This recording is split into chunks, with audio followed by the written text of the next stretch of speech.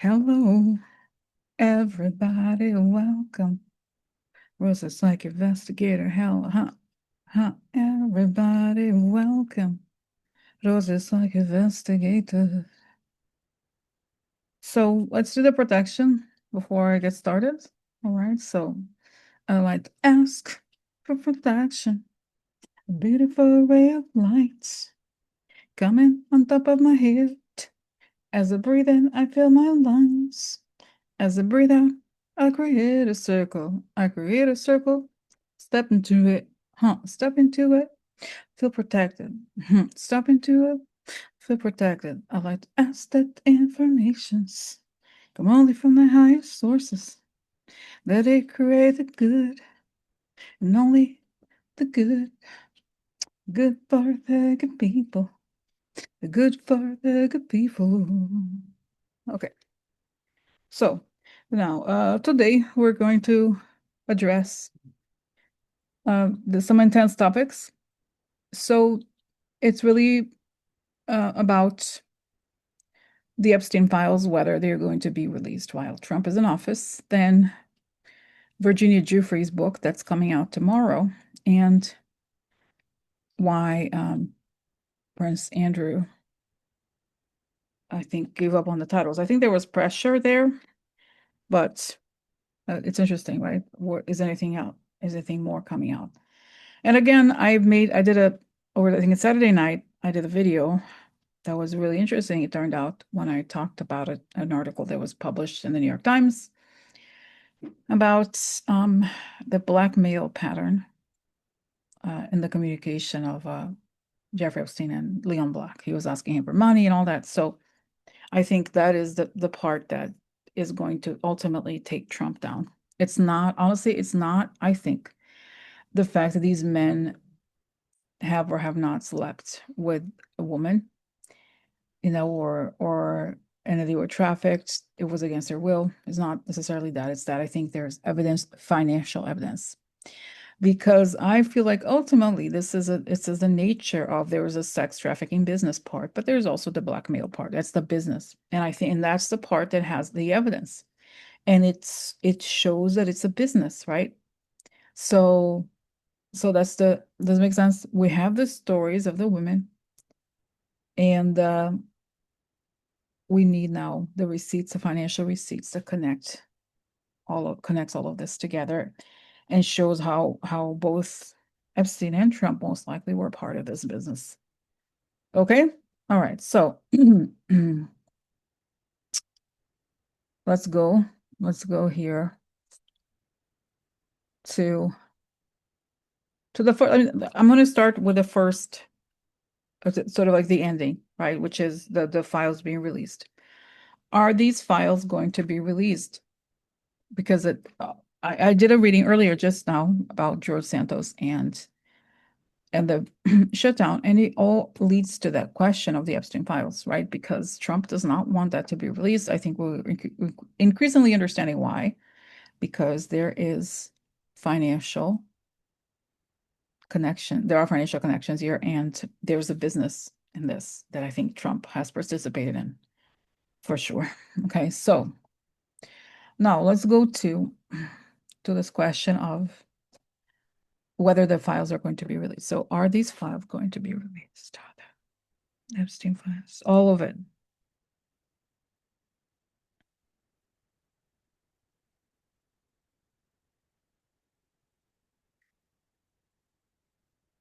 Honestly, it shows me this image of the House representatives and Trump, all the Republicans making this like human chain to prevent, nobody to, no, they don't want this to be released. But as they do that, Trump, they're like, they dig a hole for themselves, literally, and Trump goes down this hole because of this. Their government collapses because of this effort to prevent these files from coming out. Okay, so it shows me that, in fact, again, confirms what I had just seen on the other video, that their Trump's, how to say, pseudo kingdom, right? Trump's government administration will collapse, and that once it does, the files will come out. Because does it make sense? I think it's so I feel like there's a lot, of course, going on related to him not wanting this to come out, all of the stuff he's trying to help Russia with, all the corruption. There's a lot going on, right? It's not just the files, but he is doing everything he can to prevent these files from coming out. And I do see actually Putin's face here, uh, suggesting that more may come out about the files. If, even though he refuses to make this public, it will be coming out. So even though he will, in a way, he will succeed in preventing the files from being released until he leaves the government, in which case he will not be able to do that anymore. And I see that again, JD Vance, oh yeah, finally my turn. And then again he's grabbed because of all the stuff they've done. So these files will play a huge role, yes, in a way, in his removal, in the sense that, so is it symbolic, or why do they play a role in this? He engages in increasingly more and more desperate behavior, and I see it shows me that Putin also dangles information in front of him that will be in these files, that are in these files, and he uses that to manipulate Trump, and therefore pushing Trump to more and more desperate measures, right? So it's part of it. It's definitely part of it. It's saying this is, so you could argue that whatever is in these files is how Putin was able to control Trump. This is how powerful this is. Okay. So this is this part. Now, okay, now let's go to, because I say I feel Virginia Giuffre here. I have not, guys, I have not read her book. It's coming out tomorrow. I'm just letting you know. So, but she's here, and as I was getting ready to make this video, I kind of picked up her here too. And I warn you guys, like I said, I don't want to know too like gory details. That's not the point. It's also, uh, how do you say it? Like, it's a way, it's difficult for me, to be honest, right, to look into all of this like this. But I feel like I want, so Virginia, I want you to tell us here, what you can about what you know, and what you see from the other side. Okay, so what effect has the book had on those people that are in those files, and what effect will the book have in the world at large? Okay, so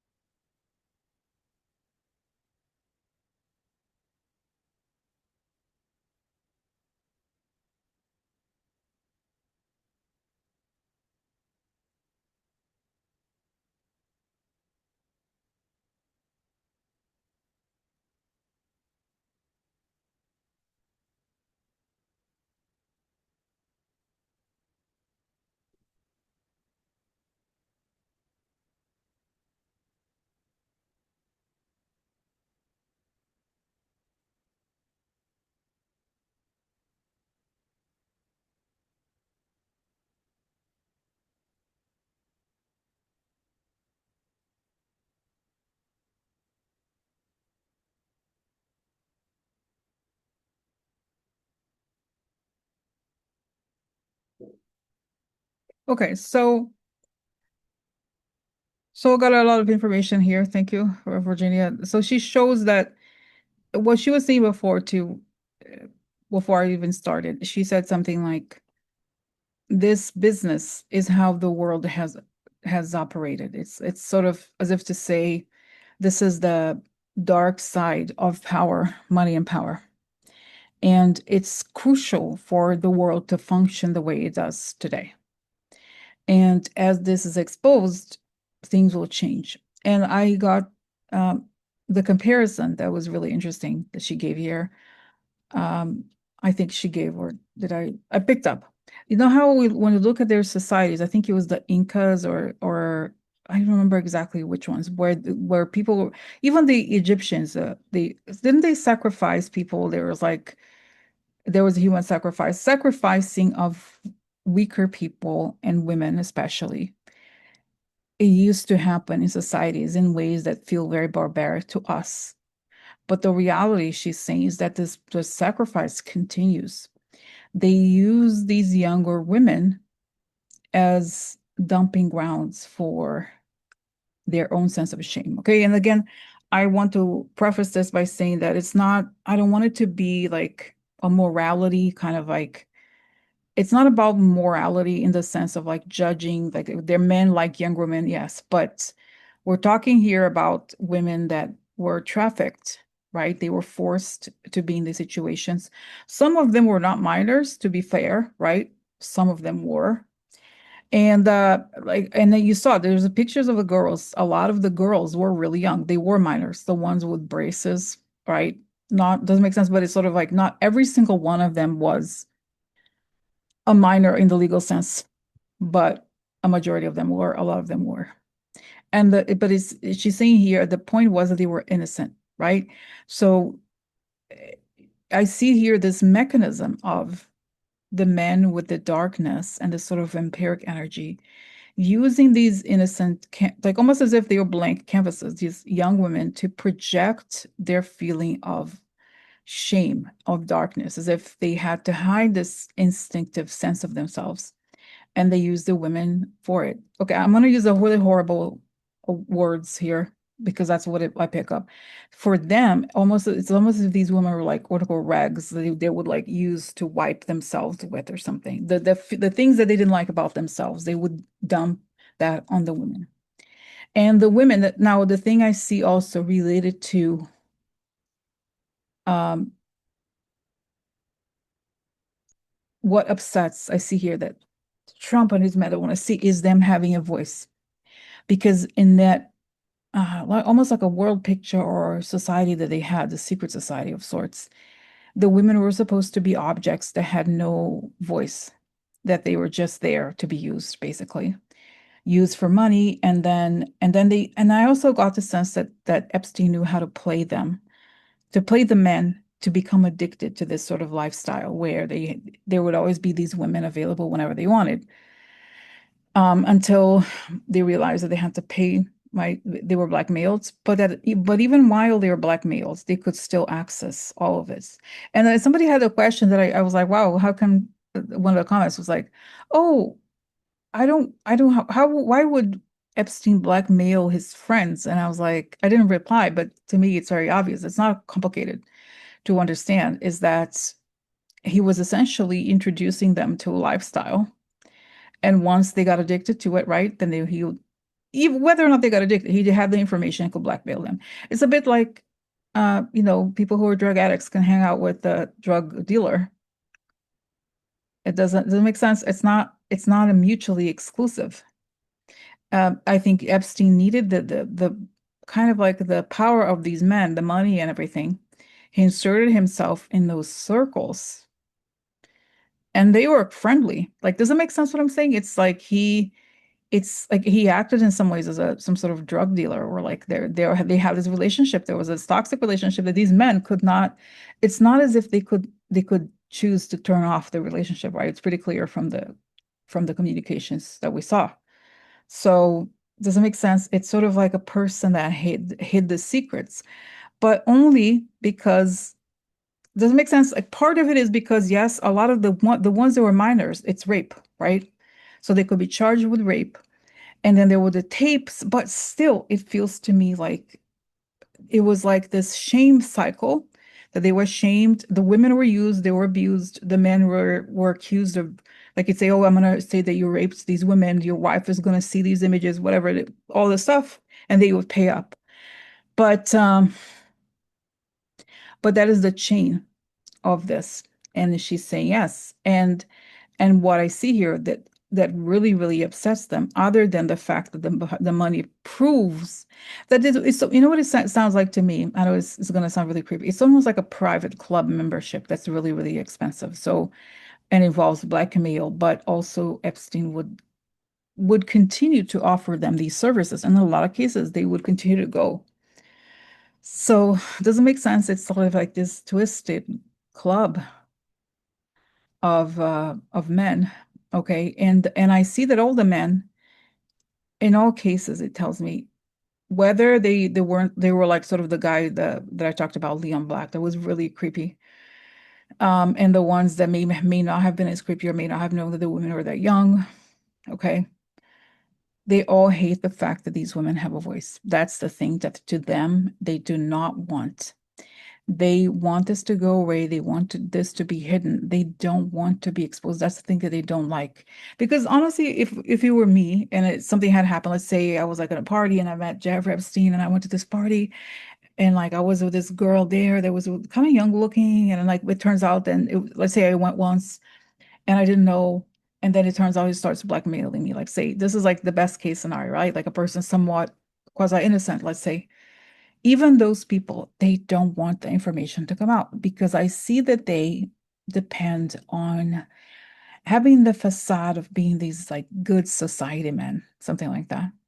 And that's why they don't want the story to be told and to them. And I think for me, it's kind of hard to understand, but I get it because they want to be, and they, in a lot of cases, they are powerful people. And that means having the facade of being perfect or being on the board, like for example Leon Black was on the board of MoMA, which is a high society thing, right? It's to be on the board of a big museum in New York is a big deal. So suddenly you lose access to this facade that you had, right? Because it's saying everything is based on appearances. So, so that's the thing that they don't want other than exposing the financial aspect. Because what I'm understanding here, which is really interesting to me, is that the men, in a way, that bothers them more than anything. I'm getting that they don't want her to speak up. This is for them worse than the financials because it's saying the financials make it clear that it was a crime, right? Like that is like, okay, I was sending there's something illegal. It's like colder, but this story, they have to preserve the story that they are perfect, that they are these businessmen, they have power, they earned it, and that is more important to them than anything. And that's why they're so upset. They were so upset at her, and they did not want this book to come out because they depend on having this hidden. That's part of it. It's like then it shows me again the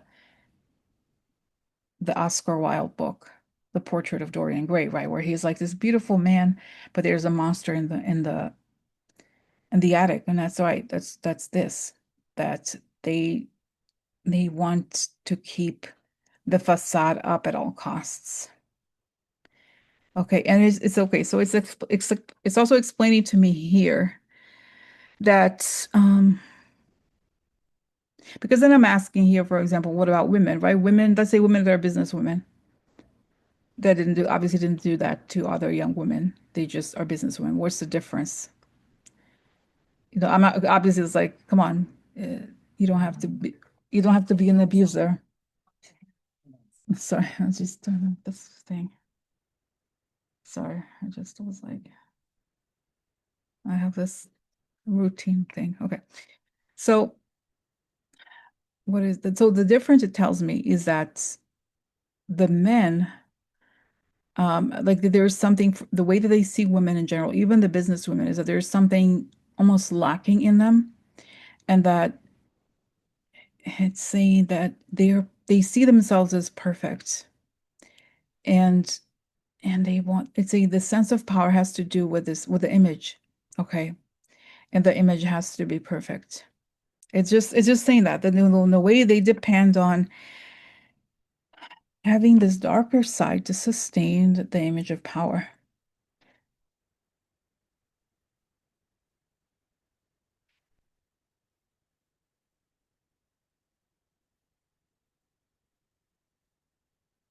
And it's saying that in they're saying a lot of times in their minds, the women who are businesswomen have something like it, they have sacrificed something about themselves. For example, not having children or not being like the quote unquote housewife stereotype.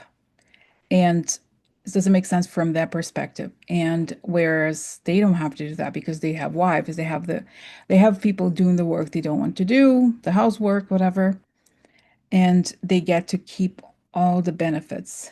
And it's saying, Rosie, you don't understand what it's like to be a man, to be a powerful man. You have everything above and beyond what is imaginable. You only do the nice things. You don't, you just have people to do the other type of work. It's something that is not imaginable for a woman because we feel very much every day how that world does not want us to be there, right? So, okay, so let's go back to Virginia here. So that's right. So her book is it's saying it's the revolution here in the sense that she's speaking up and she's telling the story. And that is the thing that will shake them up to the core because again, to as hard as it is to understand, right? Why? To them, it's just the end because the facade is everything. Does it make sense? So whether or not, from their perspective, right, the women, like whether or not they were abused, I'm talking about the men that may be mentioned, the men that knew Epstein, right? It's like they think, oh, whether or not the women are abused, they have to keep their mouth shut because this was a secret. And once the secret is revealed, they lose it. That's what I feel like. They lose their power because it's saying this, they made a deal with the devil, and the Epstein was the literal devil.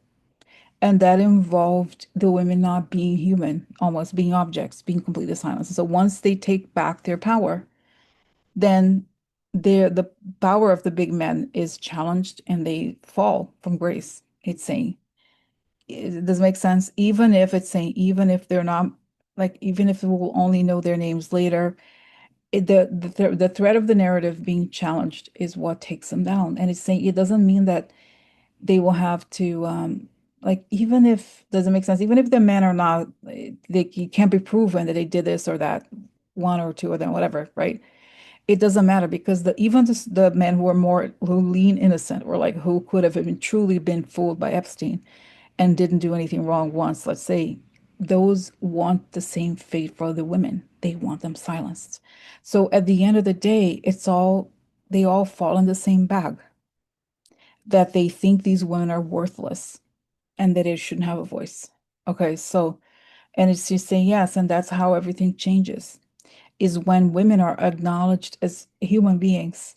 I know it sounds crazy to say, but that's part of it. It's saying the hypocrisy of society has to do with some men being on top, and as they are on top, they create a system where by definition they have to step on women. And this has to change, and this is changing now. So if the men that want to be on top in the future, they can be on top as long as they don't step on women. Does that make sense? So everybody has a voice. So now that's what changes. Okay. So then, and I see there, that's right. I needed to speak up. It's up to the courts to determine, she's saying, it's up to the courts to determine the price of the crime, so to speak, right? But I have the right to speak. And that what is what my life's journey has been about. I am entitled to my own voice. I have the right to speak. I have the right to tell my story. And nobody gets to say what I can or can't say. And then she shows me Prince Andrew, how, of course, Ghislaine was so proud of being friends with him because he was the epitome of high society.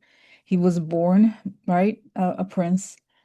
And that again, he felt he acted as if he were superior to her. And in the way of the class system of the UK, he was in that sense. But still, again, she says, I have the right to speak up and tell my story. And I have been silenced when I shouldn't have been silenced. And she shows that there was that famous picture of her with Prince Andrew, right? A girl with like these, I don't know, jean shorts or something. Like it was pretty obvious, right? Why would she be there with him, right?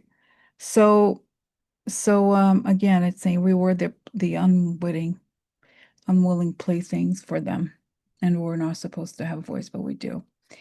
And so it's saying it's interesting. So as this comes out, as the book comes out and the story is told and it doesn't go away, that's what changes the equation. It changes everything. And then and I see the dam breaks. And she is telling me, yes, this is how the dam breaks. The book represents the dam breaking. Okay. So um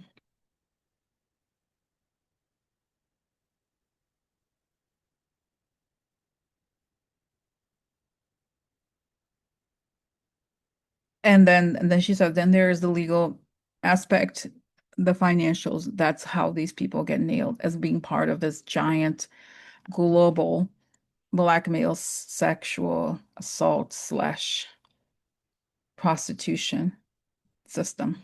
Okay. Um, that involved politics and a lot of things. Okay.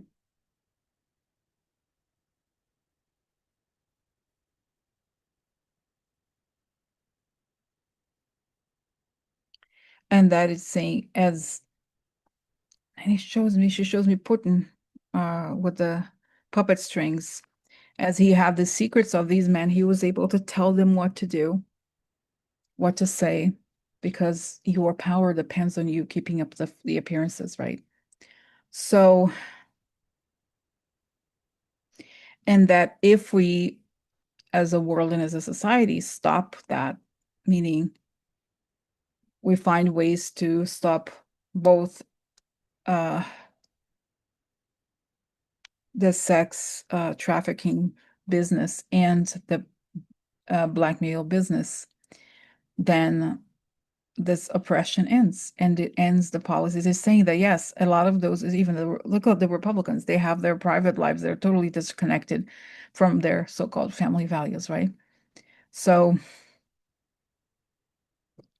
it's a and then as she's saying there's a as she shows me her book and then the light coming through and that once she speaks then nothing else can be hidden in that way. Does it make sense? So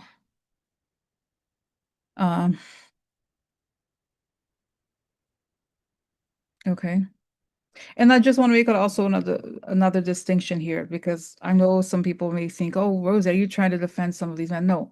What I really I'm not really into is more like moral judgment. Like when people are like, "Oh, the sex life, they did this and that." That I don't like. Okay, but it's a very different scenario here, right? But I just that the whole thing of like I don't know, the whole like kind of like a criminal like a kind of like looking at a person's life, sex life in general. I'm not talking about this and like, oh, they had sex with the young women that like I think there's a lot of like I don't think that that's necessarily a crime. Does it make sense? Like outside of this Epstein situation. And I do still think that there are some cases where some of these men may not have known that the women were some of them were not that young. There were some there in their 20s. So it doesn't make sense. I don't think that we should all throw the baby with the bathwater. But it doesn't make sense. It's just like because I think the whole like Puritan thing of like, oh man, having sex, oh my God, like with these women, with like sex workers. I don't think I think prostitution should not be illegal. I think, a lot of all these things. But so I don't want it to be kind of like, how do you say it? Like connected together, right? Um, because does it make sense? It's very complicated. Okay, it's very It's just very hard to, there's like so much of it. And I think the US especially, there's this whole culture of like Puritanism that sometimes gets together with the crime that was Jeffrey Epstein and other different things. Okay. So, all right. Okay. So this is it, guys. It's interesting. So the bottom line here is that as Virginia Giuffre speaks up, the world changes, speaks up from the other side, right? Through her book, through her words. This will change everything. And yes, it will lead to things being revealed about the nature of blackmail and how politics has operated. Okay. So, and it shows me that right now, for example, Trump administration, a lot of those men are on that list, in fact, because it's saying the more a lot of those men have this double side, right? Oh, I have a facade, and then they have the dark side. They're involved with these networks. And then also they want to support each other. They want to kind of continue doing this in a way or another, but also support each other. And as this makes sense, it's a very like kind of dark paradigm. Okay. But it's saying nothing can stop this. Nothing can stop the truth from coming out. And more coming out about sexual abuse and rape and all of that, how common that is. Because again, society has existed and it's been however long, how many thousands of years long. Women are not supposed to talk about it, right? It's like, oh, you're supposed to just take it, just be like the rag for the men. And you know what I mean? Like in the sense that you just take whatever is thrown at you and you don't say anything. And not no longer. So the world is changing.